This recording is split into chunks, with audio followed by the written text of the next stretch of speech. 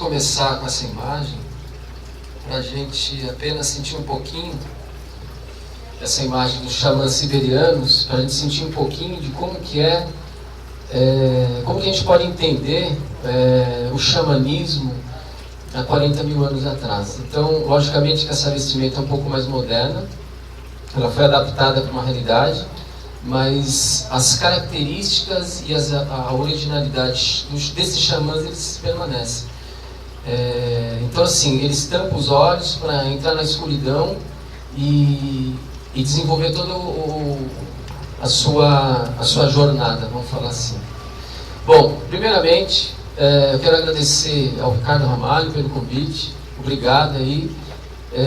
Quero agradecer o pessoal da casa por ceder esse espaço tão bacana, tão bem decorado, um pessoal aqui super simpático. Obrigado a todos. Sinto à vontade depois para fazer as perguntas. Bom, meu nome, eu coloquei uma imagem aqui só como brincadeira, né? Antes de apresentar. Meu nome é Maurício Eloy, eu sou professor de História da Arte, História da Cultura e Processo de Criação. E atualmente estou desenvolvendo um curso de História do Xamanismo Tradicional. Aqui estão meus contatos, para quem tiver interesse de saber alguma informação depois, ou quiser me adicionar no Facebook, fica à vontade. Bom, eu escolhi um tema que já estava sido pensado por mim, aí o Ricardo me convidou: você não quer fazer um evento bacana sobre xamanismo, arte e espiritualidade? Eu falei, vamos aí. E eu coloquei já esse projeto pela primeira vez, é um projeto que eu já tinha desenvolvido, mas é a primeira vez que eu vou apresentar dessa forma. O tema é Xamanismo Tradicional e Ufologia. O subtítulo: Aliens se interessam pela afetividade e criatividade humana.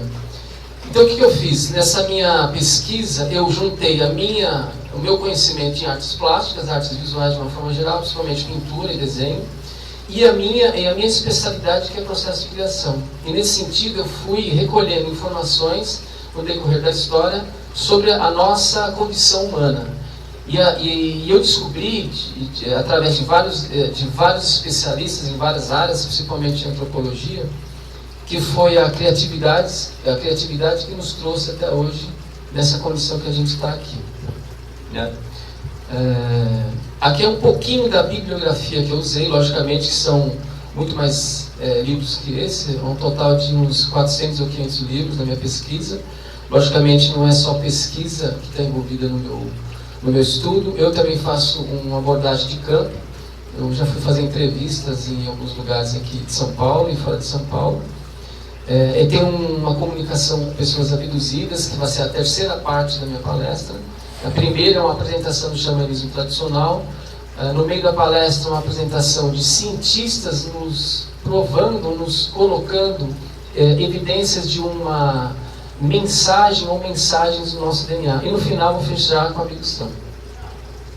As metodologias que eu uso são essas 4 aqui, que eu acho que são importantes para a gente entender todo o percurso do estudo que eu venho fazendo. Depois eu posso dar detalhes porque eu escolhi isso. E a antropologia, ela vai como um carro de frente sobre isso, né?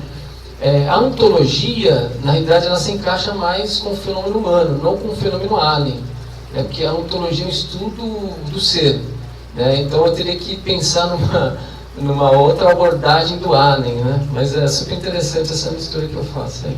Bom, aqui já começa um pouco das minhas experiências ufológicas. Eu não vou entrar em detalhes, no final vai ter um tempo para pergunta, aí eu, mediante as perguntas, eu posso responder. Eu tive um contato de 3º grau, que é um contato de um alien, onde eu tive a experiência de ver um alien no meu quarto, em cima do meu primo. Então essa foi a minha primeira experiência. Nessa mesma semana que eu vi esse alien, que não era o cinza, não são aqueles que praticam as abduções, a minha experiência foi uma experiência tranquila, não é uma experiência traumática. E nessa mesma semana eu tive a oportunidade de ver uma nave. Curiosamente, essa nave eu vi junto com meu tio, e do meu lado tinha um cachorro. Essa informação é importante para o que eu vou falar daqui a pouco. Minhas primeiras pesquisas se deu em 86, em 90 participei de um grupo importante de ufologia. Em 90 eu tive a experiência de ver uma nave-mãe, e nessa experiência essa nave fez telepatia comigo. No final, vocês me perguntam No final vocês me perguntam o que foi essa mensagem que eles me deram, que não foi bem uma mensagem, foi uma outra coisa. Nesse mesmo período de 90, eu tive uma experiência fundamental na minha vida, onde eu fui iniciado no xamanismo, em Minas Gerais, na cidade de Itamonte, sul de Minas, por 21 cachorros, que eu posso contar no final da palestra. Então se deu essa proximidade num tempo muito próximo. Minha primeira palestra sobre xamanismo, e talvez a primeira palestra sobre xamanismo e ufologia no Brasil, fui eu que abordei. Isso foi em 2001, no MAN, Museu de Arte Moderna, onde eu organizei junto com os amigos 4 eventos lá. Então não vou demorar muito, tem muita coisa para falar aqui. O xamanismo é uma porta de entrada para conhecermos a natureza humana. Quando eu falo natureza, ela extrapola o entendimento que nós temos de natureza. Ela vai desde a filosofia, ela vai desde a biologia, e ela vai também até a parte mística. Então é uma natureza no sentido mais amplo. É uma linguagem onde o Homo sapiens, que é a nossa linhagem, nós somos Homo sapiens sapiens, né? O nosso pai, vamos falar assim, seria o Cro-Magnon, que é o Homo sapiens. Moderno desenvolveu através de relação afetiva, isso é uma teoria que eu estou levantando, não existe ninguém abordando isso até agora, com a natureza. E quando eu falo natureza de novo, é uma natureza no sentido mais amplo, que envolve até o universo, que envolve até as estrelas, que envolve até o vento, que envolve, enfim, a natureza como a gente conhece, mas no sentido mais amplo de natureza, e que vai também estar na ideia do Merleau-Ponty, se a gente for pensar assim. Aí, só um minuto. Aparece, então, na nossa história, o homem moderno. A gente pensa que o homem moderno é o homem do século XX, século XXI, nada. O homem moderno, ele aparece nos anos de 40 mil anos atrás. Esse homem vai mudar totalmente o mundo, né? Vamos colocar uma imagem dele aqui. Esse é a nossa matriz, vamos falar assim. E é uma matriz muito interessante porque nós temos linhagens de Homo sapiens. Agora, semana passada, foi divulgada que acharam uma ossada de uma espécime que não é Homo sapiens e que ela é muito evoluída. Então, novamente, a nossa condição de entender o homem foi colocada em xeque, né? Mas vamos se basear nesse aqui por enquanto. E esse homem vai trazer para a gente, há 40 mil anos atrás, um fenômeno, uma linguagem, uma comunicação essencial para a nossa sobrevivência, que é o xamanismo. Eu coloquei aqui para diferenciar o Neandertal do Cro-Magnon para a gente de agora. Apesar que o Cro-Magnon ele poderia caminhar na cidade tranquilamente, que as pessoas não iam perceber muita diferença. O Neandertal já tem uma boa diferença. Os Neandertais se extinguem, existem várias teorias, duas principais, de que os próprios Neandertais se extinguiram, ou que o Cro-Magnon extinguiu os Neandertais, mas as duas são muito evasivas, a gente não tem uma certeza de como foi isso. Mas o que chama atenção é que os homens de Neandertal, eles não caçavam, aparentemente, até agora foi descoberto que eles não caçavam animais de grande porte, como pisão, enfim, só animais de pequeno porte. E o Cro-Magnon, com o advento do xamanismo, ele tem a ideia, então, de fazer uma caça de animais de grande porte. Isso é uma mudança radical na estrutura e na história do homem. Antes disso, há 2 milhões de anos, ou um pouco mais, 3 milhões, a gente descobre uma ossada ali, nos anos 40, eu acho, do que a gente chama de Homo habilis, que é uma ramificação da série Homo. E o Homo habilis, ele fica lascando pedra por 2 milhões e meio de anos. Por que esse homem ele ficou lascando pedra por um período tão longo? A nossa história não sabe dizer o porquê disso. Mas quando aparece o homem de Cro-Magnon e o xamanismo, ele desenvolve essa tecnologia. Então começa a polir as pedras. Quando ele começa a polir as pedras, ele dá um salto gigantesco na sua estrutura e na sua cultura. Logo em seguida ao polimento das pedras, surge a agricultura. E o polimento das pedras, ela tem um tempo mínimo, sim, ele dura um tempo muito curto, de 10 mil anos só.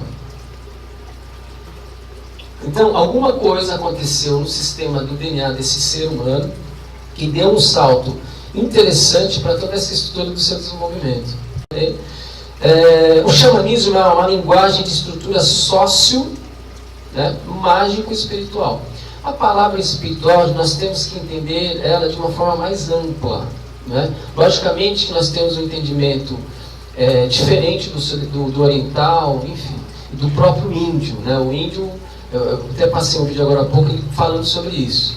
Então vamos entender essa palavra de uma forma mais ampla, né? Então é um sistema de linguagem complexa, adquirida ou surgida com a espécime Homo sapiens, denominada o Cro-Magnon, os modernos avançados. Eu vou falar um pouquinho, porque eu já falei disso. Eu vou só falar as características que o xamã pode fazer, algumas delas. O xamã tem o poder de exercer a cura, a contação de história, organização social, orientação sexual e por aí vai. Nos anos 60, ou dos anos 50 para 70, na realidade, vários antropólogos identificaram ou começaram a divulgar que o xamã era um simples curandeiro. Mas isso diminuía muito o sentido amplo do xamã. O xamã é mais que isso.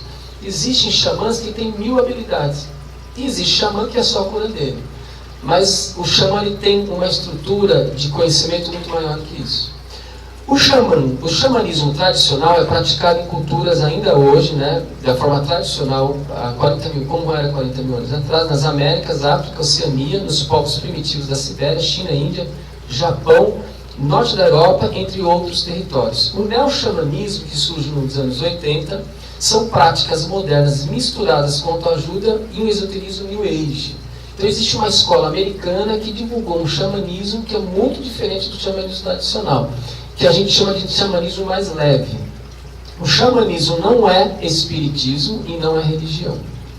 O xamanismo é uma linguagem, e hoje existem 2 antropólogos já defendendo com vários trabalhos super importantes sobre essa ideia de linguagem no xamanismo, graças aos russos, né? Aqui é uma foto de um xamã siberiano, muito parecido com aquele que a gente viu no início, né? Isso é um festival que houve agora há pouco tempo, em 2014.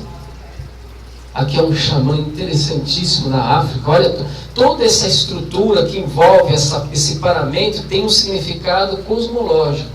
Não vai dar tempo de eu falar, mas cada elemento inserido no corpo do xamã tem um significado de comunicação e um significado mítico, né? Novamente aqui um xamã siberiano em trânsito. Estou correndo só um pouquinho para a gente não se estender muito aqui. O tambor, muitas pessoas divulgam que o tambor provoca um transe profundo. Ele não provoca um transe profundo. O xamã ele provoca um relaxamento. E as pessoas, logicamente estou falando do neo-xamanismo, né? Esse é um tambor tradicional. No tambor tradicional, ele sim, de fato, junto com o uso de uma planta de poder, ele consegue conduzir de uma forma organizada a viagem desse xamã. Então, a batida é o ritmo que determina de como ele vai viajar, de como ele vai ser conduzido. E todos esses desenhos que aparecem aqui diz respeito, ele teve que ter uma separação, ó, do mundo terreno e do mundo sobrenatural. Essa palavra sobrenatural é nossa, né? Então a gente usa ela para não ter uma outra palavra a se usar. Então essa parte de cima tanto pode ser o mundo dos espíritos, um mundo paralelo, um mundo do cosmos, ou universos paralelos, ou, enfim, outra estrutura que a gente até desconhece. O xamanismo é uma linguagem, como eu já falei, muitos antropólogos já defendem essa ideia, né?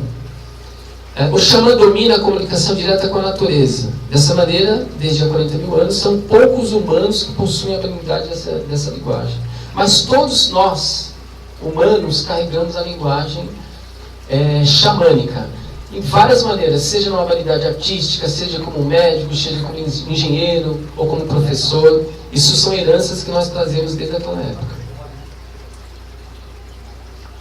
Essa aqui é a imagem mais antiga de um xamã travestido de vários animais. Ela tem aproximadamente 40 para 10 mil anos. Não conseguimos datar com precisão, mas ele era chamado de feiticeiro, que seria de fato a verdadeira denominação da palavra xamã. A palavra xamã não tem uma tradução, mas a gente poderia chegar no significado de aquele que vê no escuro, né? Depois eu posso até responder por quê. Sem as plantas de poder não existe xamanismo, né? Seja bem-vindos, fique à vontade. Sem as plantas de poder não existiria o xamanismo. Eu procuro não usar a palavra alucinógeno, porque é uma palavra que foi inserida pela medicina de uma forma pejorativa. Toda vez que alguém tem uma experiência com a planta de poder, ele não tem uma experiência de alucinação, ele tem uma experiência real. Então os antropólogos vêm usando hoje uma denominação que eles chamam de miração, que vem de uma palavra espanhola, que é mirar, olhar, ver, sentir. Então, toda experiência, mesmo não sendo xamânica, se alguém usa de uma planta de poder pelo simples fato de usar, ela tem uma miração, ela não tem uma alucinação. Um elefante rosa com asas de borboleta voando no céu de São Paulo, isso é uma alucinação. Isso não acontece no xamanismo. Aqui está um pouquinho, eu não vou me estender aqui porque não é muito importante, acho que vocês conhecem um pouco da ayahuasca, que é uma planta que existe na América do Sul, usada mais pelos índios da América do Sul, né, os peruanos, bolivianos e Brasil. É uma mistura de uma raiz e de um cipó, né, de uma raiz, e de uma folha, ou de algumas folhas. Sabe o que é interessante nisso? Imagina, existe um etnobotânico no século XIX que ficou espantado. Como pode um índio que vive numa extensa área de floresta descobrir, como que ele chegou nisso, né? Descobrir que na mistura, que não é só mistura, é todo um processo alquímico até, de umas folhas com uma raiz daria uma planta que provocaria nele uma alteração. E a outra coisa que eu falo não é só alteração de consciência, é uma alteração de estrutura. É toda uma estrutura que se altera, né? Aqui é um pouco do preparo, a cor que ela fica. Olha só a extensão da floresta amazônica e os nossos índios e os índios vizinhos, brilhantemente, isso é tão fantástico quanto ver uma nave, brilhantemente conseguiram descobrir, nós não sabemos como, essa aproximação dessas duas plantas e dá esse chá que provoca então uma habilidade na gente. Eu indico esse livro para a gente entender um pouco o mundo das plantas. As plantas têm emoção, as plantas têm percepção, isso é um estudo sério, um estudo científico. A vida secreta das plantas. Se eu estiver indo muito rápido, vocês me dão um toque. Quero ver se consigo resolver o tempo rapidinho. Eu deixei aqui uma frase de um grande místico, né, o Jacob Boehme, que acho que vocês conhecem. Olha o que ele falava. Isso já no século XVII, né? 16 para 17. Dizia ser capaz de penetrar a consciência das plantas. Olha que coisa interessante. A gente tem o papus, o cogumelo. O cogumelo ele é mais interessante que a ayahuasca porque ele tem uma força maior. No seguinte sentido, o xamã ele consegue uma rapidez maior na sua comunicação ou na sua passagem dessa estrutura para outra. Bom, agora vai começar um pouco das minhas pesquisas, de fato, só quis apresentar um pouco do xamanismo, depois vocês podem me perguntar. Então vou partir agora já para a minha pesquisa, tá? Ricardo, você vai me orientando aí. Nas Cavernas do Xamã, esse título eu peguei de um livro, de um capítulo de um livro de um amigo chamado Gilberto Lascari, que é considerado hoje um dos maiores intelectuais ocultistas da Europa. Ele mora em Portugal, apesar de ter origem chilena, ele mora desde pequenininho lá. Ele tem um livro chamado Quando o Xamã Voava, que é um estudo profundo do xamã feiticeiro, né, do xamanismo feiticeiro, que é o xamã tradicional. Então, por que eu coloquei caverna? Porque a caverna ela é vista de duas maneiras pelos xamãs, tá? Então, o mundo entre mundos, eles sempre souberam sobre as outras dimensões. Isso há 40 mil anos. Os xamãs já sabiam de mundos paralelos. Hoje, o que a nossa física moderna, a física quântica, está descobrindo, os xamãs já sabiam há 40 mil anos atrás. Olha, não parece um cérebro? Então, assim, para o xamã, ele entendia que a caverna poderia ser também uma representação do nosso cérebro. E também uma representação do útero. Né? Olha que coisa interessante. Então, a gente percebe que esse homem, esse ser moderno, Homo sapiens, já estava à sua frente na sua época. A caverna para o xamã no final do Paleolítico, que é o Paleolítico superior, para o Neolítico, que durou pouco tempo, né? Tinha dupla função: facilitar as visões, ativar os poderes através das paredes rochosas. Era uma forma de ver entre os mundos e a realidade. Por que eles falam isso? Vocês vão ver daqui a pouco, que é super interessante. O uso dos relevos naturais das cavernas era usado como forma de compor as pinturas de maneira realista em 3 dimensões. Olha que interessante. O espírito do animal presente na rocha. A rocha seria o corpo do animal, literalmente, ao alcance das mãos dos xamãs. Então, assim, quando eles desenhavam ou colocavam a mão impressa na parede, eles entendiam que ao mesmo tempo tocava no cérebro do próprio xamã ou na pele do próprio animal. E quando ele tocava na pele desse animal, esse animal sentia. Então existia ali uma aproximação física usando toda essa estrutura. Olha que interessante. Essas impressões vocês vão encontrar praticamente em todos os continentes, sem exceção. Bom, aqui eu escolhi com a título de curiosidade, isso aqui é a foto de 2 índios Yanomamis transformados em onça. No final eu posso contar para vocês o porquê que eles se transformaram em onça. É uma história super interessante e foi, logicamente, que não tem a ver com essa foto, mas eu conheci o Orlando Vilas Boas um pouquinho antes dele falecer e ele me contou que ele viu 2 xamãs se transformarem em onça. E eu posso contar no final, vocês me lembram que eu conto para vocês. Mas eles estão se transformando em onça, eles agem como onça nesse momento. Eles vão para a mata, de uma certa maneira, enfim, fazer o que eles têm que fazer lá, dessa forma, transformado em onça. Bom, agora o Ricardo vai gostar. O que é o nosso grande velejador tem a ver com o xamanismo, né? Eu acho que ele não sabe, né? Um dia, quem sabe, eu conto para ele. Ele tem tudo a ver com o xamanismo. Ele desenvolveu o projeto do barco, ele fez o barco, ele pensou o barco, ele nadou no barco, ou seja, o barco era o corpo dele, né? E é interessante que eu descobri uma gravura que tem tudo a ver com a Mirklink. Ele dialoga, sabe com quem? Com as gaivotas. Eu descobri isso nessa gravura. É uma gravura do século XIX, onde um xamã, né, da Groenlândia se comunica com as gaivotas e as gaivotas direcionam esse xamã com o bote dele. Ele fez a mesma coisa. Olha que coisa fantástica. Então, assim, o que eu quero falar com isso, que tem pessoas que são xamãs e não sabem que são xamãs. Como é raro a gente entender que existem xamãs naturais, que nascem xamãs, então ele não está sabendo.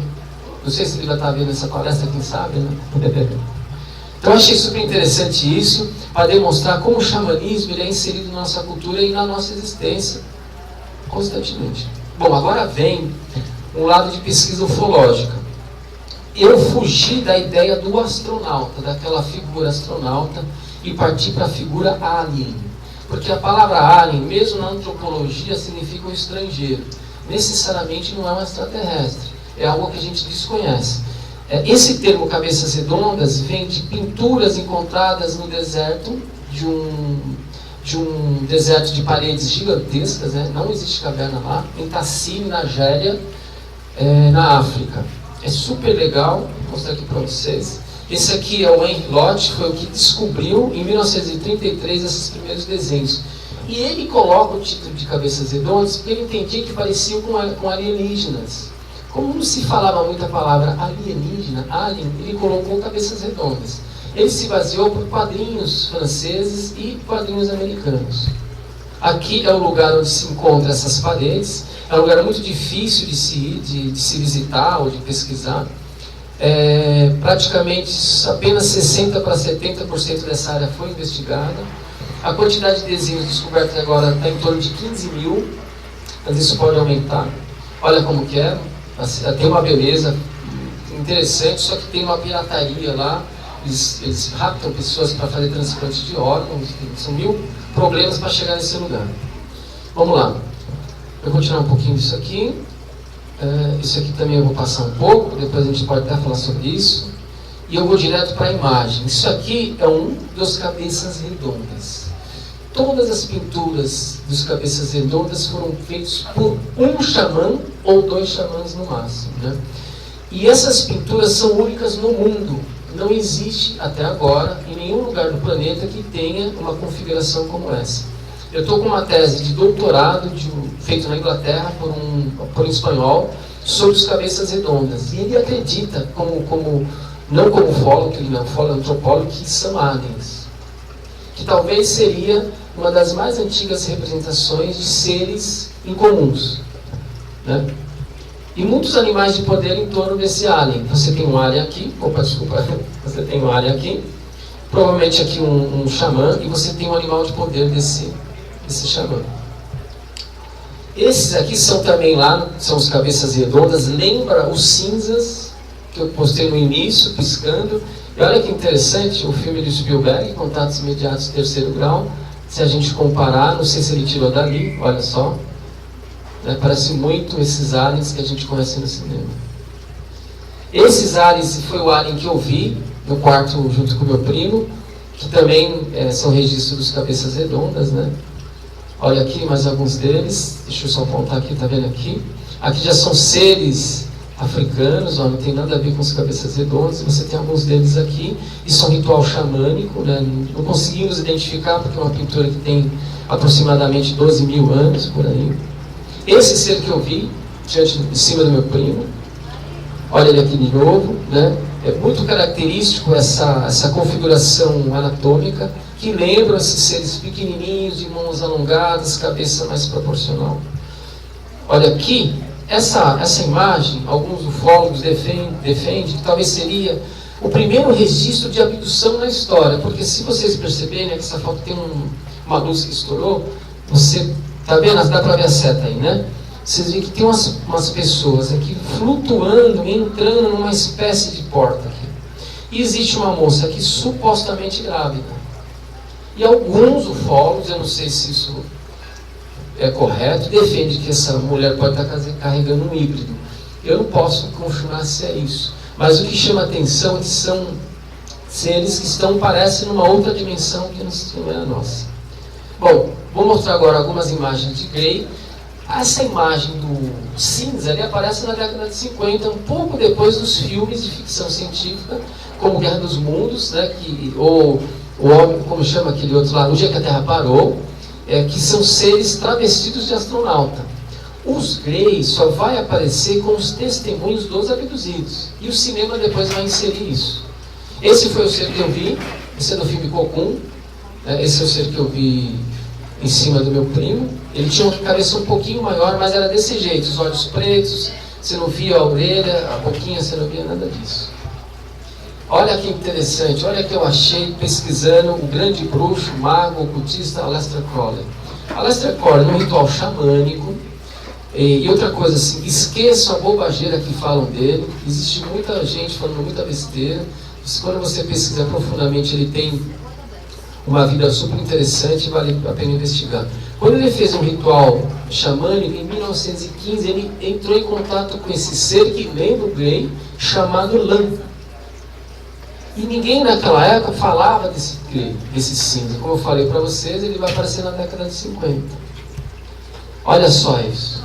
Olha que interessante. Parece que está feito num papel, mas é uma pintura feita numa parede nos Estados Unidos, onde você tem aqui, ó, 2 xamãs travestidos ou transformados em animais. Eles estão com o falo ereto.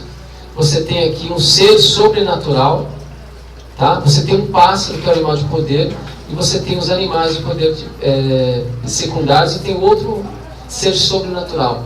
Existe uma confusão, né? Existem seres sobrenaturais que nós não conhecemos quem são, e existem espíritos que são representados também nessas pinturas. E aqui do lado você tem um suposto alien, um suposto cinza. Nas minhas pesquisas eu identifiquei que o alien não se comunica com o xamã, é o xamã que se comunica com o alien. Essa gravura é super interessante. Eu consultei um amigo meu que é egiptólogo, um grande egiptólogo, ele falou que não tem denominação esses seres que aparecem aqui. Na denominação, nos escritos egípcios, só está colocado como seres, mais nada, não tem assim um nome específico para ele. Isso aqui é um ritual xamânico, onde o Deus Ra está levando para uma jornada mítica, né, fora de uma realidade. Opa, obrigado. Perdão. Então assim, é uma gravura super interessante, que isso mostra que esses seres têm uma participação, não sabemos de que forma, né, se ela tem um sentido hostil ou benéfico na nossa história. Ampliado aqui, lembra os cabeças redondas, né? E aqui é um achado recente na Índia. Esse aqui é um arqueólogo indiano, ele já entrou em contato com um grupo da NASA para tentar investigar esses seres, ele chama de seres extraterrestres, que lembram também um pouquinho os cabeças redondas. Olha que interessante. Agora, esse chama mais atenção ainda, também é uma pintura lá na parede da Índia, e lembra os Greys da atualidade, ó. E é uma pintura autêntica, né? Pelo menos até agora foi considerada, vou voltar para vocês verem. Quer dizer, não tem dúvida que isso aqui é um extraterrestre. Bom, xamãs se comunicam com aliens através de imagens feitas pela Terra. Por eles pela Terra. Isso é interessante que eu vou mostrar, que o Däniken, Erich von Däniken, né, o escritor Não Eram os Deuses Astronautas, já voltou atrás na ideia de que aquelas pistas de Nazca eram feitas por aliens. Eu sempre defendi que as pistas de Nazca são feitas por xamãs. Eu vou falar por quê. Você tem esse candelabro que fica ali nos Andes. Agora, o que é interessante, por que deram o nome candelabro? Eu acredito que isso aqui é um São Lourenço. Eu acho que vocês sabem o que é um São Lourenço. É uma planta de poder. Se a gente comparar, aqui você tem esse candelabro, suposto candelabro, e você tem aqui o São Lourenço. O São Lourenço é uma planta psicoativa usada muito pelos xamãs daquele território. O que eu estou achando nessa minha pesquisa? Que esses xamãs estão instruindo um alien a falar, olha, o meio de comunicação com vocês é através desse recurso. Eu consigo comunicar com vocês mediante o uso desse recurso. Então eles gravaram esse cacto, que não é um candelabro. Deram então o nome de candelabro por um cacto que está ali, muito recorrente naquele território. Outra coisa que falam que esse ser é um astronauta, eu já discordo, por quê? Esse ser é um xamã que está acenando para o céu. Não faz sentido um extraterrestre desenhar ele mesmo para que os seus parceiros olhem do céu. É mais correto que um xamã desenhe ele, indicando, olha, estamos aqui, estamos esperando vocês, vamos nos comunicar. E outra, o olho dele está dilatado. Então eu mostrei aqui uma moça que acabou de usar uma planta psicoativa e os olhos dela estão dilatados. Isso tem recorrente em quase todas as pinturas no Peru e na Austrália. Vou voltar só para vocês. Está vendo o olhinho dele dilatado? Então é uma representação de um xamã indicando a nave que está passando ou ser extraterrestre. Agora, esse aqui, dá licença, só vou tomar um negócio aqui para dar uma esquentada. Estão servidos? Tudo bem aí? Bom, isso aqui é um geoglifo. Geoglifos são desenhos feitos no solo rochoso. Mas o que chama a atenção é essa figura aqui, ó. Isso aqui é um cavalo, isso aqui é um ser humano, logicamente que tem um estilo diferente, mas o que nos chama a atenção é que essa interferência no solo tem 2000 anos. E o cavalo só aparece no século XVI nas Américas. Mas tem uma resposta muito fácil para isso. Bom, o meu animal de poder é o lobo siberiano. Como que eu sei? Ele veio até mim através de um pastor alemão que tem sangue de lobo siberiano na sua raiz. No caso desse xamã, provavelmente esse homem representado, ele voou até a Europa e ele foi atrás do seu animal de poder. E ele identificou o cavalo. E o que ele fez? Ele representou aqui no solo. Né?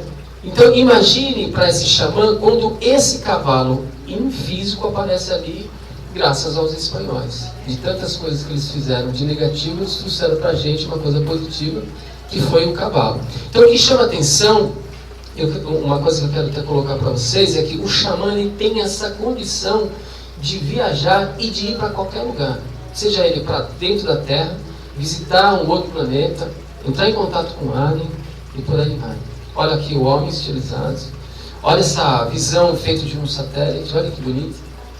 Imagina o alien na sua nave, voando e vendo aquilo ali, né? Porque esses desenhos não foram feitos para a Terra, eles foram feitos para o céu. E foram feitos há 2000 anos atrás. Agora é uma outra parte, que seria a minha segunda parte da palestra, é mostrar evidências que os biólogos estão nos colocando de mensagens de inteligência no nosso DNA. Não são ufólogos, são cientistas que identificaram com toda certeza que nosso DNA tem códigos de uma mensagem e que a gente ainda não conseguiu codificar. Tudo indica que os xamãs conseguem acessar os seus DNAs. Tanto é que ele conseguiu acessar o cavalo dele e por aí vai. Olha lá, aqui é o Francis Crick, ele é o pai da descoberta dessa serpente, né? Olha que interessante, uma serpente, né? Da estrutura do DNA, e ele ganha o Nobel. Mas ele lança um livro, 2, 3 anos depois, falando que nós somos produtos de uma inteligência fora da Terra. Então o Francis Crick, ele abre a ideia da teoria da panspermia. A ideia de que a vida humana, ou até mesmo a vida de uma forma geral, foi implantada na Terra por alguma inteligência externa. E olha que interessante, ele fez isso na década de 50. Você tem aqui o arcebispo José Funes, diretor do Observatório do Vaticano. Olha o que ele fala: a possibilidade de existência de vida extraterrestre já é aceita pela Igreja. Não vejo contradição entre fé e ciência, pois a verdade é uma só. Então o Vaticano já está se preparando para um possível contato final aí. Richard Dawkins já se rendeu à ideia também da panspermia. Logicamente ele não abandona toda a sua estrutura darwiniana. Ele acredita que de fato alguma evolução darwiniana aconteceu em algum lugar do universo, e esse desenvolvimento trouxe a vida para a Terra. Agora entra aqui dois caras que eu admiro muito, que eu pesquiso há muitos anos, que é o Terence McKenna, antropólogo, e o seu irmão David McKenna, biólogo. Eles acreditam que foi por causa da planta de poder, das plantas psicoativas, que o homem começou a dar um salto importante na sua estrutura, não só física, como biológica, mental, social, espiritual. Então ele fala o seguinte, ele sustenta o seguinte: a paisagem visível, que é o nome do livro dele, que há informações estocadas no material neurogenético e que poderia tornar-se disponível para a nossa consciência. Então ele foi um dos primeiros a falar que o nosso DNA contém mensagens que podem ser então acessadas. Você tem esse grande antropólogo que eu venho pesquisando há muitos anos já também, o Jeremy Nagui.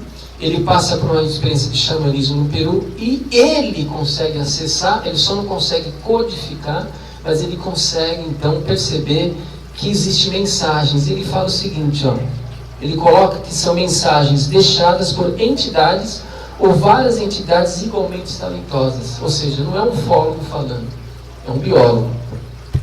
Você tem aqui um ecologista que lançou um livro tentando provar que nós somos intrusos na Terra. Então ele levanta o seguinte, olha só o que ele coloca: nós somos sensíveis ao sol, né? A quantidade excessiva de doenças crônicas. Nós somos um animal terreno que mais tem doenças. E não deveria acontecer isso. Dores nas costas comuns aos seres humanos por não estarmos adaptados à gravidade terrestre. Olha que interessante que ele vem levantando para a gente. Ao nascer, os seres humanos têm cabeça grande, dificultando o parto. Mulheres que eu digo, não é verdade? Então tem uma coisa aí que a gente precisa entender. Mesmo a pessoa com 100% saudável, 100% saudável, sofre de algum distúrbio. Por quê? O ser humano é uma espécie mais evoluída, mas é extremamente vulnerável às várias situações citadas por aqui. Aí vem a parte interessante. O doutor sustenta que o ser humano foi colocado aqui há 60 ou 200 mil anos. É um ecologista levantando uma ideia de que nós somos produtos alienígenas. Esse é considerado hoje um dos maiores astrofísicos do Canadá. Ele acredita que possuímos um cartão cósmico. Olha que interessante, são cientistas, gente, não são ufólogos. Eu acho interessante que muitos ufólogos não atentam para esses detalhes. Então, a minha palestra está ganhando corpo porque eu vou mostrando que a ciência está indo atrás dos aliens. Existe um ranço entre eles que a gente devia tentar eliminar, né? E você tem aqui esses dois cientistas do Cazaquistão. Eles acreditam que existe um código matemático e que ele precisa ser desvendado. Então, essa é a parte que eu queria mostrar. E esse cara aqui, que eu acho o mais interessante de todos, ele por acidente se tornou um biólogo quando ele foi servir o exército americano na guerra do Vietnã e se formou em biologia. E sabe o que desenvolveu? Eu acho que até vale a pena ler aqui. Embora até agora não tenham conseguido detectar nenhuma mensagem compreensível, a possibilidade de usar o código genético como meio de comunicação é real e foi comprovada pela biologia sintética. Quando, em 2010, Craig Venter, o inglês é péssimo, criou uma molécula que não apenas continha o genoma de uma bactéria, mas os nomes dos 46 cientistas envolvidos no experimento e algumas frases do James Joyce. O que ele provou? Que é muito possível que o nosso DNA contém mensagens. deu água na boca, né? Bom, é a parte final. Não sei se eu estou correndo muito. Aqui, eu sustento, eu vejo a abdução, na realidade, como um problema de saúde. Eu não vejo as abduções de uma forma agradável. Vou mostrar por quê. Isso não quer dizer que os aliens sejam maus. Talvez eles tenham um olhar diferente sobre a gente, mas eles têm que entender que nós temos as nossas leis e as nossas formas de entender o mundo e a vida, né? E eu coloquei esse subtítulo: as abduções, o mal do século. Será que houve uma interferência em nossa genética por aliens no passado remoto? Alguns ufólogos defendem isso. Então, se houve uma interferência genética, não faz sentido ter as abduções, porque eles já nos conhecem. A não ser que eles queiram acessar essas mensagens que foram deixadas no nosso corpo e recolher essas mensagens que talvez tenham alguma importância para eles. Ou apenas deixaram algo embutido em nós, né? Cientistas declaram que o nosso DNA pode conter alguma assinatura, como já foi reforçado atrás aqui na palestra. John Mack, psiquiatra famoso de Harvard, ele fala o seguinte: estamos lidando com um fenômeno que pode não ter origem em nossa realidade física, mas que penetra a nossa realidade de uma forma variável, ou manifesta nele de formas variáveis. Ou seja, quem é abduzido não tem controle nenhum. Os abduzidos estão na mão deles, nas mãos deles. Bom, eu vou mostrar agora alguns desenhos, logo seguindo um pequeno filme de crianças que tiveram uma experiência coletiva com os aliens, tá? Esses desenhos que eu vou mostrar são feitos por crianças de 8 anos, 6 anos, e essas crianças são abduzidas ou foram abduzidas. Olha só que interessante isso aqui. Você tem uma nave, você tem um ET aqui, e as crianças sendo levadas no disco voador. Olha só que interessante. Esse alien, que pode ser um híbrido, tem uma coisa super contemporânea aqui, né? Olha só aqui que interessante. Lembra aquelas pinturas dos cabeças redondas, né? Aí eu fiz um paralelo. Isso aqui é uma representação cinematográfica do alien, que lembra muito esse desenho das crianças, né? Olha só, deixa eu apontar aqui, com esse desenho, por exemplo, lembra esse aqui, né? Você tem esse suposto filme, alguns falam que é um filme real, outros falam que é fake. Um suposto filme feito pela KGB, super interessante. Mesmo ele sendo falso, ele é muito interessante. É uma conversa ali entre uma alta patente da polícia secreta ou do exército secreto russo com esse possível extraterrestre. Mais um pouquinho dos desenhos. Olha que interessante aqui. Vou passar rapidinho. E eu vou mostrar agora uma coisa rapidinho. Um pequeno trecho do documentário do John Mack. Depois eu passo um link para vocês. Fechou. John Mack, onde está? Aqui. É rapidinho. Pode ir? Vamos lá. Propósito de sus abducciones, y es extraño poder trabajar con un grupo que colectivamente ha vivido la misma experiencia. Es más convincente y parece más legítimo. Precisamente hemos tenido un caso de niños que han vivido la experiencia de encontrarse con 2 ovnis y 2 seres que habían sobrevolado el patio de recreo. Fue en una pequeña escuela secundaria de las afueras de Harare, en Zimbabue. 60 niños vieron posarse esos 2 ovnis de los que salieron 2 seres. Todavía recuerdo la forma en que una niña me describió la escena. Dijo que aquellos seres andaban a saltos sobre la hierba y se dirigían hacia ellos. Recuerdo la voz de John, que le preguntaba a una niña. Era una escuela un poco postcolonial, muy disciplinada, con niños de diferentes orígenes, uniformados. John le preguntó, ¿cómo llamarías a esos seres que has visto? Y ella respondió, yo los llamaría alienígenas, yo los llamaría extraterrestres. En septiembre de 1994, más de 60 niños de esta escuela de los suburbios de Harare, en Zimbabue, fueron testigos del aterrizaje de 2 objetos y vieron salir a 2 seres. 2 meses después, John y Dominique llegaron al lugar para trabajar con los niños, sus padres y los profesores, todavía sorprendidos. John, especialista en psiquiatría infantil, habló largo tiempo con los niños. John Mack, né? John Mack, psiquiatra, que pesquisou antes sobre a abdução. Yes. What scared you? The noise. What noise? the noise that we heard in the air. You heard a noise in the air? What was it like? Like a roar or a buzz or a hum or what kind of a noise? It was like someone was blowing a flute. It was scary myself. It was scary because you saw something yourself? Yes. I saw a little object hovering. It was quite big actually, and then there was little ones all around it. We saw something silver, and then we quickly ran to the logs, and we saw a silver thing, and we saw a man standing next to it.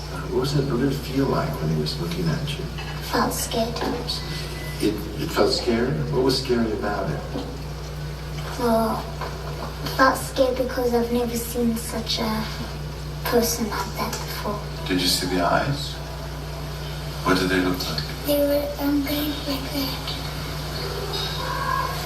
Where was the pointy part? Was the pointy part in here or was the pointy part out there? Up there. And what was the feeling when you looked at the eyes? It was scary. Mm-hmm. And what scary? Why? What made it scary? The eyes looked evil. Evil. Mm-hmm. And what was evil about? Say what you mean by evil.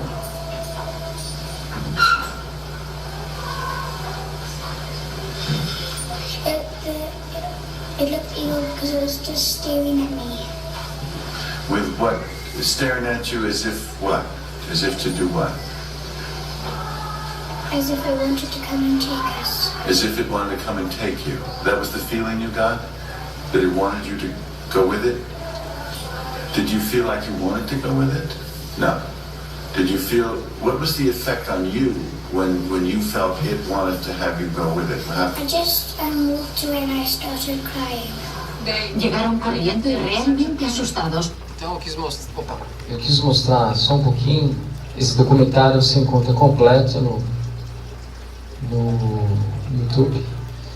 São crianças, acho que são em torno de 65 crianças que ao mesmo tempo viram uma nave pousar, é uma escola secundária.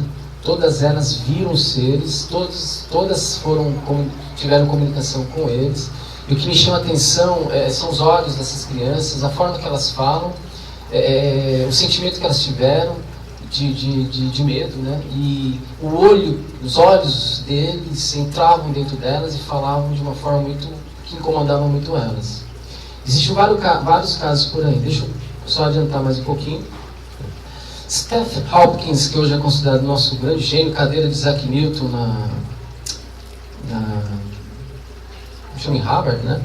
Ele fala o seguinte, olha só o alerta que ele nos dá, e faz sentido se você faz uma análise sociológica dessas questões alienígenas, que quase seguramente os seres extraterrestres existem, ele acha que existem, né? E que os humanos deveriam fazer todo o possível para evitá-los, para que eles, ETs, para que os ETs podem colonizar como Cristóvão Colombo fez com a gente aqui nas Américas. Então ele alerta que uma sociedade que tem uma civilização, uma estrutura muito mais avançada, de repente ela tem uma questão de poder, ela pode vir aqui e nos tomar de assalto, né? Eu coloquei algumas questões aqui rapidamente. As abduções, uma realidade assustadora. Se os aliens nos conhecem, por que nas abduções há procedimentos científicos de longa duração? Né? Eu posso até depois responder isso nas perguntas. Por quê? Depois me lembro que eu falo com detalhe. Se os aliens são tão avançados em tecnologia, por que procedimentos tão grosseiros? De furar a pessoa, de fazer a pessoa sentir dor, deixar cicatriz, de sangrar, de provocar pânico, de provocar estresse, né? São situações que para uma civilização supostamente avançada não deveriam existir. Esse aqui é um dos maiores e mais importantes pesquisadores de abdução do mundo. Ele não vê com bons olhos, não vou entrar em detalhes aqui, mas ele acredita que é um programa de hibridização e depois tem toda aqui uma relação de como isso acontece, né? De interação. Então ele acha que o programa final, que ele acha que está chegando já no fim, que o programa na fase final vai se dar uma interação. Ele só não sabe como que vai ser, de que forma vai ser, se vai ser positivo ou não. Mas O primeiro passo é a abdução, o segundo é a procriação, o terceiro é a hibridização, depois é integração nas abduções. Cena do filme Fogo no Céu, o John Mack novamente cita aqui uma coisa interessante. O fenômeno parece operar de forma sutil, ele é assim mesmo, evasiva e até de formas enganosas, como se uma inteligência maliciosa estivesse agindo. A minha tese principal com relação aos aliens de uma forma geral, até mesmo sobre as abduções, eu acredito que esse procedimento científico é uma forma de desvio de atenção e que eles se interessam por duas questões principais que nós temos: a afetividade, nós somos seres afetivos, e a nossa criatividade. É aí que entra a minha tese principal. Mário Rangel, um grande hipnólogo brasileiro, ufólogo, importante, também não vê com bons olhos. Olha o que ele fala. Nos alertou que os aliens não falam dos não abduzidos. Em nenhum discurso ou nenhum relato desses abduzidos se fala dos não abduzidos. É como se as pessoas não abduzidas não existissem ou não fizessem parte desse projeto. Aí eu coloco algumas questões. Aliens estão por aqui na Terra há milhões de anos? Acredito que sim. Será que os aliens que praticam as abduções não são os mesmos que nos visitaram no passado remoto? Eu não tenho certeza. Mas eles, em comparação, são tão parecidos conosco. Será o hibridismo uma pequena ponta do iceberg? É algo a se pensar com atenção. Os não abduzidos seriam ou não seriam visados e não fazem parte do projeto? É uma pergunta importante. Contatismo, um fenômeno religioso. Existe um fenômeno acontecendo junto com o fenômeno das abduções, que é um fenômeno religioso, onde se acredita numa salvação da nossa humanidade pelos aliens. Seria algo manipulado pelos aliens, em especial das abduções, para confundir ainda nesse processo. John Mack. O Malanga, que é um químico, um dos maiores químicos do mundo, sustenta a ideia de que existe um projeto na fase final de possessão, onde esses aliens, olha só, eles acreditam que eles querem tomar algo que nós temos. O historiador brasileiro Suenaga fala o seguinte sobre a abdução: a questão não é crer na realidade desses contatos. Descartando as fraudes deliberadas, o fato é que estão sim sendo realizadas abduções, mas não exatamente da forma como querem ou descrevem os contatados. Olha o que ele fala aqui que é importante. Os seres que estão por trás disso podem ser extraterrestres ou daqui mesmo. Então ele sustenta essa ideia.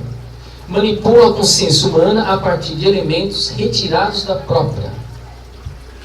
Bom, eu já conversei algumas vezes com o juiz Alexandre. Ele escreveu esse livro que é Direito Espacial. Ele levanta 267 crimes cometidos pelos aliens. Né? O procedimento da abdução é um procedimento muito sedutor. Né? Então ele desenvolveu esse livro para que nós possamos então nos salvaguardar se de fato esses seres são hostis ou não. Né? Nós não sabemos se eles são.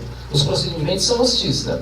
Então, eu coloquei aqui embaixo uma coisa especial que tem a ver com o xamanismo, né? E o código dele ressalta isso, ó: respeito às tradições culturais e à herança espiritual da humanidade. Entre elas está o xamanismo. O xamanismo é uma estrutura desenvolvida pela raça humana. Não vem de nenhum ET. ET não ensina xamanismo. Os ETs ficam encantados pelo xamanismo. Os ETs não sabem o que é o xamanismo. Os ETs eles ficam assim... muito pasmo com essa questão xamânica que nós desenvolvemos. Né? Então, ratifico a importância de se entender, estudar e resgatar o xamanismo tradicional e saber que nós humanos desenvolvemos e possuímos esse bem maior que é que nós devemos preservar. Tenho que passar um vídeo do Gediel, rapidinho, está quase acabando. Gediel, onde está o Gediel? Ó. É um caso de um menininho, vou passar só um pedacinho, tá? Olha só que coisa que aconteceu com o Gediel. Eu estou colocando isso, não é que eu estou reforçando ou querendo colocar que os aliens, de uma forma geral, são hostis, mas a pesquisa aponta esse caminho, essa hostilidade. Né?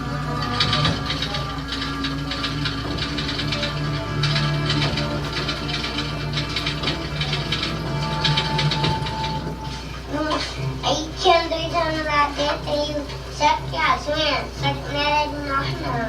Era uma unha de gato. A boca era pequena, mas o nariz ficava grande. Certo. E os olhos? Os olhos desse tamanho. Ele ia dar pra gente carregar os olhos brancos. Genial.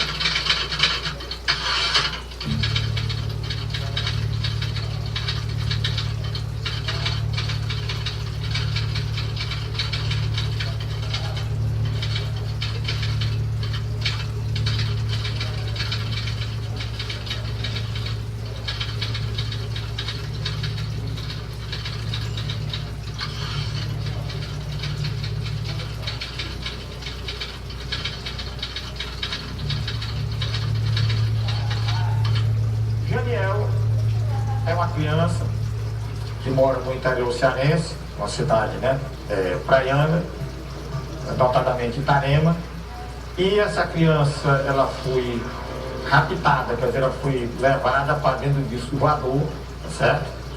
E os ET atacaram essa criança, não é atacada. Na tentativa de imobilizar ela, ela reagiu. E ela foi levada para um local, ele entrou na nave, depois dessa nave foi para outro local, e ele falou que esse local tinha um hospital, e lá foram feitos procedimentos, né, de cirurgia ou coisa parecida, depois foi devolvido. Olha a cicatriz que os ETs fizeram nessa criança. O avô dele, né? Jadiel. Tudo bem? Qual é o senhor? Graças a Deus, ele tá E aqui nós estamos com... trabalhando. Cheguei nem gente, tá ali, catando os caras. E aqui é a casa dele, viu, professor? Ali é a casa do pai do Jadiel. Ali, né? Ali. Certo. Você pode tirar a camisa? Tira a camisa. Dá pra gente ver o que foi que os caras fizeram com você. Ou pode acabar com isso. Pronto, levante o bracinho. E aqui nós temos as escoriações do braço, né?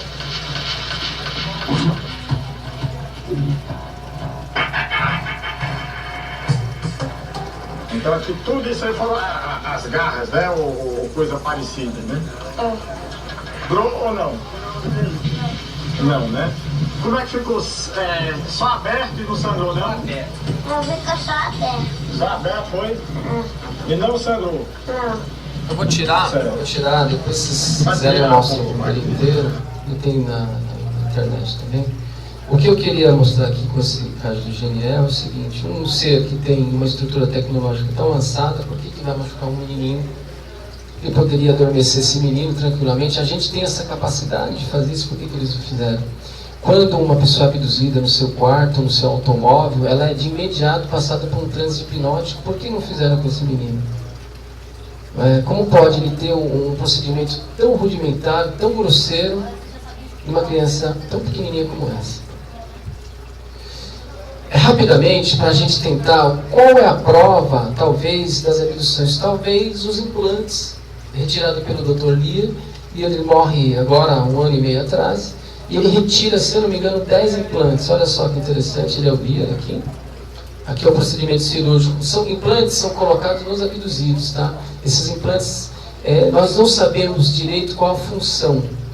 Existem várias teorias, mas não é só de monitorar. Parece que esses implantes, de uma certa maneira, ele consegue captar alguma coisa nesse corpo. Pode ser até coisas emocionais, né? Então acho que a minha tese ela começa a ter um corpo aí. E não é um monitoramento só de movimento dessa pessoa, mas é emocional, psicológico e por aí vai, né? Olha aqui na mão, eu conheço pessoas com 1, 2, 3 ou 4 pessoas que têm esses elementos estrangeiros no corpo. Olha agora como que ele é. Ele é uma estrutura biológica, tecnológica, e o que é interessante, esse objeto, conforme ele é colocado dentro do corpo, ele se adapta ao corpo. Uma membrana começa então a proteger esse objeto colocado, ou seja, os ETs conhecem muito bem a nossa anatomia. Então, por que abduzir? Por que fazer tudo isso? Então, na realidade, eu acho que o objetivo maior é essa questão que eu falei dos biólogos, alguma coisa no nosso DNA, não no nosso corpo como uma forma geral. Uma fala rapidinha aqui de John Mack: estamos lidando com um fenômeno que pode não ter origem em nossa realidade física, mas que penetra a nossa realidade de uma forma variável ou manifesta. Até falei isso lá atrás. Já passei. Olha que coisa interessante, ao mesmo tempo esquisita. São nenês, porque assim, as mulheres passam por um procedimento de abdução muito terrível, elas são engravidadas, por um procedimento artificial, né? Essas crianças são tiradas de 2 meses a 3 meses, de 2 meses a 4 meses, e são colocadas nesse tipo de, como que chama isso? De tubo. E é uma coisa que mexe muito, né? Muito agressivo. Então, assim, esses seres são retirados dessas mães. Essas mães veem esses seres, às vezes, uma vez só na vida e nunca mais têm contato. Alguns defendem que esses seres vivem no nosso meio, alguns deles, não são todos, né? É um assunto super complexo que a gente pode conversar depois, né? Mas eu queria só mostrar como que funciona. Eu vejo a abdução como uma questão de saúde, eu vejo a abdução como uma questão ética e eu vejo uma abdução como uma questão moral. Sobre a abdução, eu coloquei a seguinte questão: não podemos deixar de pensar que nós temos qualidades excepcionais que adquirimos na construção de nossa cultura. Essas qualidades são superiores aos nossos erros. Isso não é opinião minha, são estudos. Pensar as abduções apenas por um viés não é sabedoria. Todos os demais importantes e respeitados estudiosos de abdução não têm a certeza do que está ocorrendo, ou o que de fato são as abduções. A única certeza que todos eles têm é de que as abduções são realidades inegáveis. Para não sermos precipitados, devemos ser cautelosos quando afirmamos algo sem respaldo de uma pesquisa mais detalhada do assunto. O que posso falar de antemão é que as abduções, independente se é para nos ajudar ou não, possuem em seu contorno algumas questões, algumas ações questionáveis em termos sociais, judiciais e antropológicos, que a gente pode até requerer isso no futuro de um possível contato geral. Então eu vou finalizar aqui com esse meu recado, com essa minha mensagem, com essa foto extraordinária do filme Guerra do Fogo, onde uma mulher ensina esse homem a fabricar o fogo, e graças ao fogo nós estamos aqui. Então eu falo o seguinte: no futuro, onde saberemos sobre os aliens e as suas fantásticas naves, devemos olhar atentos ao passado e ver que nós humanos somos também seres extraordinários. Está dado o recado. Obrigado, gente.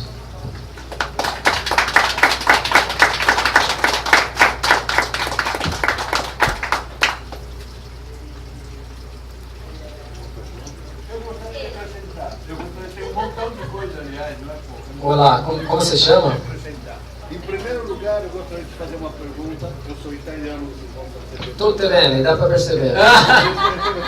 Estou percebendo o meu sotaque. Existe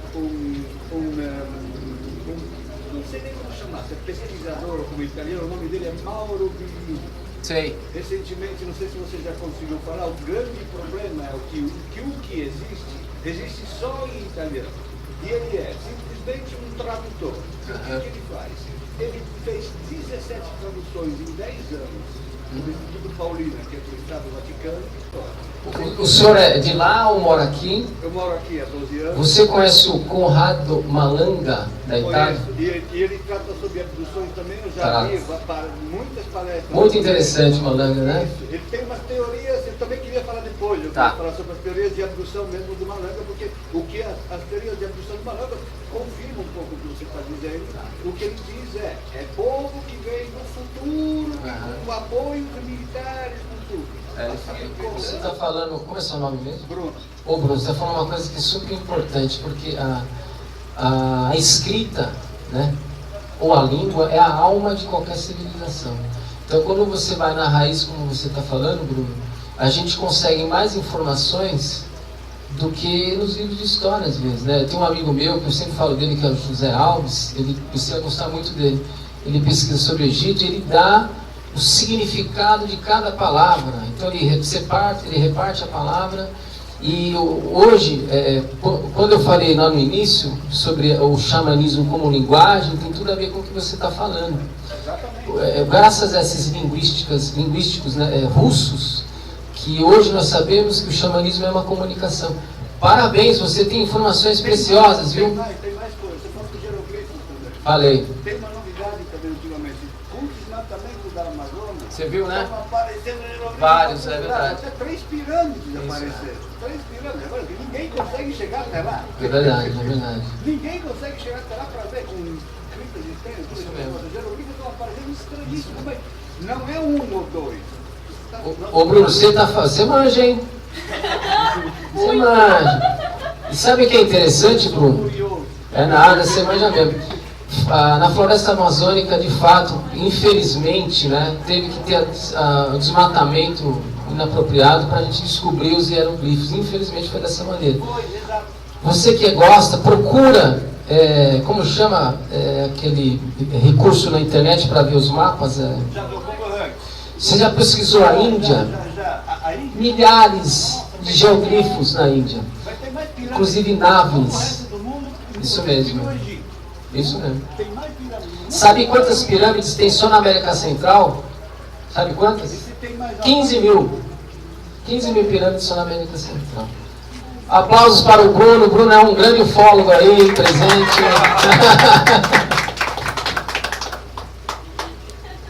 Quer fazer umas perguntas? Vamos fazer umas perguntas, gente. A pergunta que é a parte bacana, umas 4 aí, só para te aquecer, dá tempo de não. Vou perguntar uma coisa. O milagre de Fátima, que o Vaticano reconhece, seria a dança do sol. Que as crianças foram lá um mês antes e tinham visto Fátima, e Fátima mandou as crianças voltarem um mês depois, as crianças foram com a aldeia toda. E o louco é que o Vaticano não reconhece a aparição de Fátima, ele reconhece o milagre da dança do sol. E que milhares, centenas de pessoas teriam visto. E tem fotos da galera no descampado olhando para o céu e tal. Será que a dança do sol seria um fenômeno extraterrestre? Existe um casal de portugueses que sustentam que é um fenômeno ufológico. Existe aqui também alguns ufólogos brasileiros que sustentam que é um fenômeno ufológico. Pela descrição que eram 2 meninas e um menino, se não me engano, pela descrição que eles fazem, tudo indica que é um fenômeno ufológico, né? Pela descrição, logicamente que o Vaticano ele vai se apropriar disso de uma maneira para ele ganhar corpo nisso, né? Mas, Ricardo, tudo indica que ali tem um livro super interessante editado pela Bertrand do Brasil, que é uma editora portuguesa, é um livro raríssimo, que fala OVNI, chama OVNI, o fenômeno de Fátima. Tudo indica que é um fenômeno ufológico.